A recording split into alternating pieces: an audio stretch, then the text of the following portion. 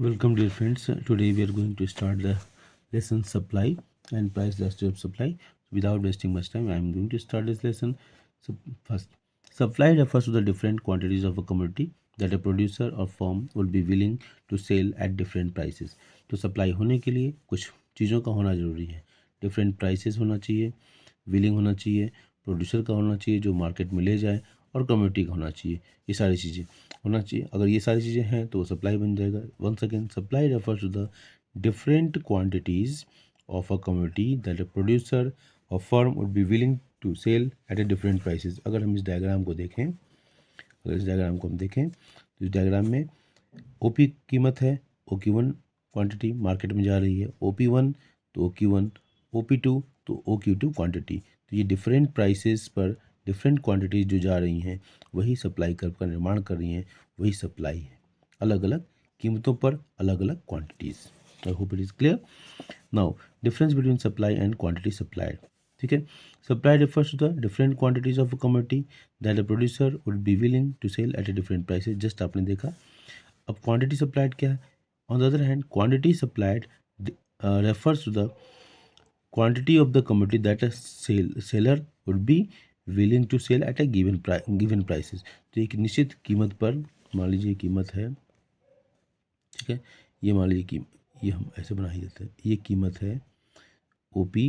तो OP पर OQ जो क्वांटिटी जो सप्लाई होने मार्केट में जा रही है, तो ये OQ जो है क्वांटिटी सप्लाइड हो गया. एक निश्चित कीमत पर जो भी वस्तुएं मार्केट में जा रही हैं बेचने के लिए, तो वो सप्लाई हो गई. I hope it is clear. Now, difference between the supply and stock.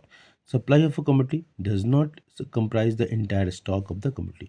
Supply जो है पूरे स्टॉक को रिप्रेजेंट नहीं करता है.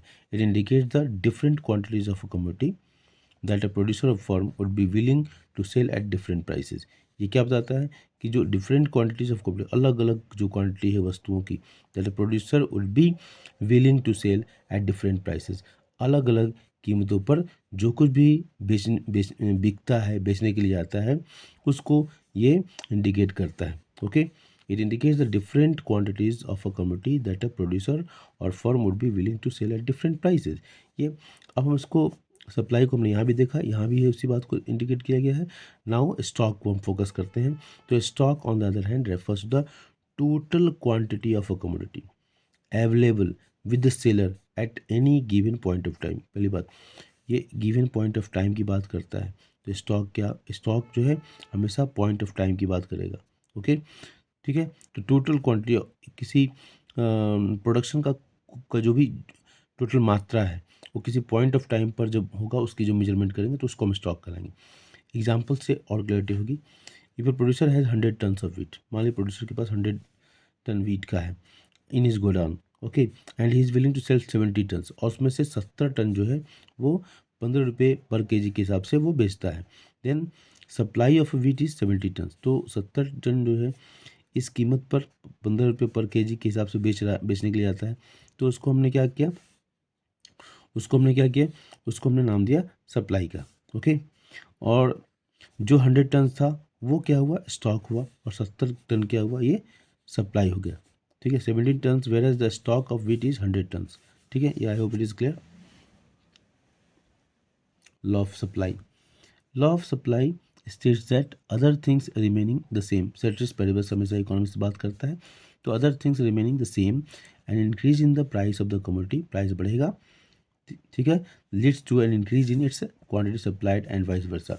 मतलब प्राइस बढ़ेगा, इसको ऐसे समझें. ठीक है. अगर ये देखिए यहाँ पर ये कीमत है, अगर ये प्राइस यहाँ OP है, OP से प्राइस OP1 हुआ, तो क्वांटिटी क्या हुआ, OQ से OQ1 हो गया. प्राइस बढ़ा, क्वांटिटी बढ़ी. इसी बात को बताया गया. चलिए कहा गया. Law of supply states that other things remaining same an increase in the price of a commodity leads to an increase in its quantity supplied and vice versa. मतलब प्राइस घटेगा तो क्वांटिटी घटेगी, और प्राइस बढ़ेगा तो quantity बढ़ेगी. Reasons behind the law of supply. An increase in the price leads to higher profit margin of the producer. ठीक है. जब प्राइस बढ़ता है तो जो प्रोड्यूसर है उनका मार्जिन जो है, प्रॉफिट का मार्जिन बढ़ जाता है. इन इंड्यूसिंग हिम, उससे उनको प्रेरणा मिलती है to produce more quantity of the commodity, कि जो वो ज़्यादा क्वांटिटी का प्रोडक्शन करें।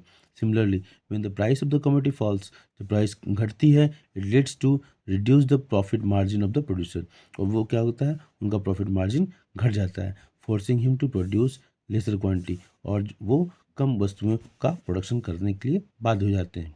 ओके, दस देयर इज अ पॉजिटिव, मतलब direct relation between the price and the quantity supplied of the commodity. तो प्राइस और क्वांटिटी सप्लाइड में कैसा रिलेशनशिप है, डायरेक्ट, मतलब एक ही डायरेक्शन में है, एक बढ़ेगा दूसरा भी बढ़ेगा, क्वांटिटी सप्लाइड भी बढ़ेगा, एक घटेगा प्राइस घटेगा तो क्वांटिटी सप्लाइड भी घटेगा। Therefore supply curve is an upward sloping curve. Supply curve क्या होता है, अपवर्ड स्लोपिंग, इसको कहते हैं अपवर्ड स्लोपिंग, और डिमांड में क्या होता है, ये डाउनवर्ड स्लोपिंग होता है ऐसे। ठीक है, सप्लाई और डिमांड को हमने क्लास में एक साथ ही पढ़ाया था, वो ज़्यादा अच्छा तरीका है। Assumptions of law of supply, other things remaining the same in the law of supply means, क्या क्या है assumptions, ये assumptions बहुत ही महत्वपूर्ण होते हैं। other things remaining the same in the law of supply means inputs prices और prices of the factors of production remain the same। ठीक है, वस्तुओं जो भी इस्तेमाल होने वाला है प्रोडक्शन में, वो उसमें परिवर्तन नहीं हो रहा है। There is no change in the techniques of production, production की टेक्निक में कोई परिवर्तन नहीं हो रहा है। Third point, prices of the other goods in production remains unchange, price दूसरे वस्तुओं की कीमतों में कोई परिवर्तन नहीं हो रहा है। Fourth point, tax on the commodity GST does not change, tax में कोई परिवर्तन नहीं हो रहा है, दूसरी वस्तुओं की कीमतों में कोई परिवर्तन नहीं हो रहा है। There is no change in the techniques of production, production की टेक्निक में कोई परिवर्तन नहीं हो रहा है।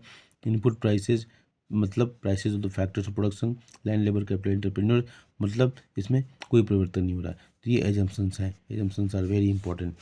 Now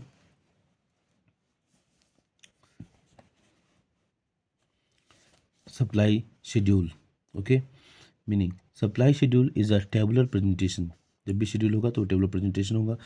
supply schedule is a tabular presentation showing the different quantities of a good that a firm is willing to supply at different prices during a given period of time. Supply schedule क्या है, एक tabular presentation है, पहला point क्या है, tabular presentation. ठीक है, showing the different quantities of a good, ठीक है, अलग अलग वस्तुओं की अलग अलग मात्रा को दिखाता है। विलिंग टू सप्लाई, जो सप्लायर विलिंग है, इच्छा रखता है बेचने का, एट डिफरेंट प्राइसेस, ठीक है, अलग अलग मूल्यों पर, during a given period of time, एक जो है अलग अलग कीमतों पर। ओके, तो सप्लाई शेड्यूल होने के लिए क्या क्या चाहिए, टेबुलर प्रेजेंटेशन होना चाहिए, डिफरेंट क्वांटिटीज ऑफ गुड होना चाहिए, विलिंग तो होना ही चाहिए सप्लाई के लिए, डिफरेंट प्राइसेस होंगे। ठीक है, during a given period of time, ये जब होगा तो ये सप्लाई शेड्यूल होगा। इसको दोबारा आप पढ़ लेंगे, याद कर लेंगे, लिखेंगे। चलिए, table 3.12 shows that as price of the good X increases from rupees 10 to 20, the quantity supplied increases from 100 units to 300 units. Thus, there is a positive relationship between price and the quantity supplied of a good X.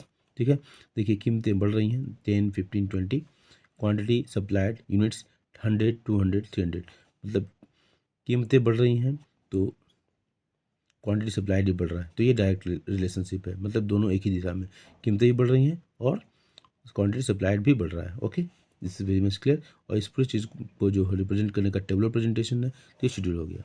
Now supply curve and its slope, okay, meaning supply curve is a graphical presentation. ठीक है, supply curve क्या है, एक graphical presentation है which shows the quantities of a commodity supplied at various prices during a given period of time. ठीक है, supply curve क्या है, ग्राफिकल प्रेजेंटेशन है which shows the quantities of a commodity, जो वस्तुओं की जो कीमतें हैं जो अलग अलग मूल्यों पर, ठीक है, एक निश्चित समय अवधि में बेची जाती हैं। तो supply curve is a graphical presentation, पहला पॉइंट क्या है, graphical presentation which shows the quantities of a commodity supplied at a various prices during a given period of time. याद रहेगा ये, इसी को यहाँ दिखाया गया है, ये ग्राफिकल प्रेजेंटेशन है। ठीक है, अलग अलग प्राइसेस पर अलग अलग वस्तुएं बेची जाती हैं एक निश्चित समय अवधि में। Okay, the supply curve is upward sloping, ठीक है, अपवर्ड स्लोपिंग है ये, डाउनवर्ड स्लोपिंग डिमांड होता है।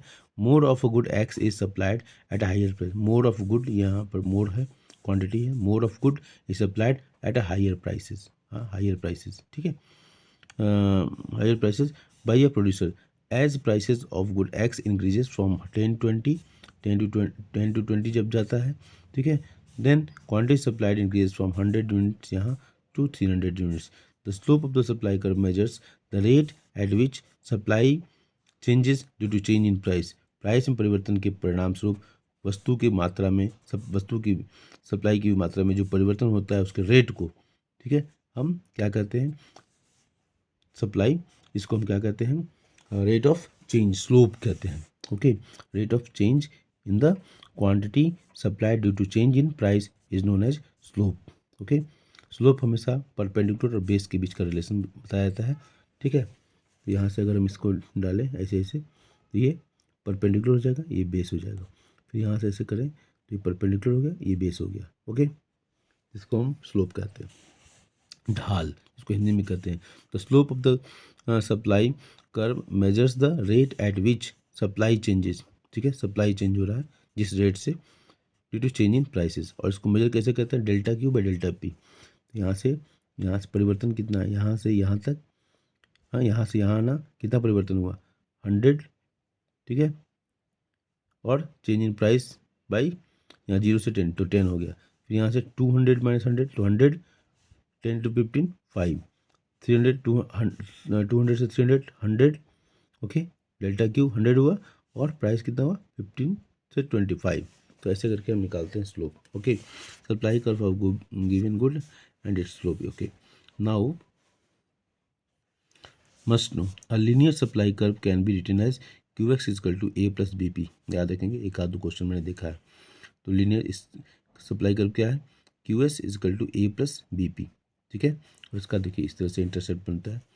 A is the intercept at price 0, the supply is A, price 0 पर, ठीक है, A इंटरसेप्ट है, ठीक है, the supply is A, supply क्या है, A है. B is the slope of the supply curve, यहाँ B क्या है, स्लोप है सप्लाई कर्व का. ओके, तो ये याद रखना कि A क्या है, A इज द इंटरसेप्ट, ठीक है, एट व्हेन प्राइस इज 0, ठीक है, तो सप्लाई क्या है, A, मीन 0 लेवल पर A. B is the slope of the supply curve, B क्या है, slope. Slope of a function measures the change in dependent variable due to change in independent variable. Slope क्या बताता है, slope क्या बताता है, function measures the change in dependent variable, जो dependent variable है, ठीक है. यहाँ पर QS quantity supplied is dependent variable, इधर परिवर्तन होने पर इधर क्या परिवर्तन होता है उसको. The slope of a function measures the change in dependent variable due to change in independent variables. तो इंडिपेंडेंट वेरिएबल्स जो है तो किसी पर डिपेंडेंट नहीं है, वो इंडिपेंडेंट हो गया. तो इंडिपेंडेंट वेरिएबल में परिवर्तन के परिणाम स्वरूप डिपेंडेंट वेरिएबल में जो परिवर्तन होता है, ठीक है, वही स्लोप ऑफ फंक्शन इसको मेजर करता है. Since the supply function quantity supplied that is Q, ठीक है, डिपेंड्स अपॉन, ये तो डिपेंडेंट वेरिएबल हो गया Q, prices P, therefore slope of the supply curve is given by delta Q by delta P. Okay, now change in supply or shift in the supply curve.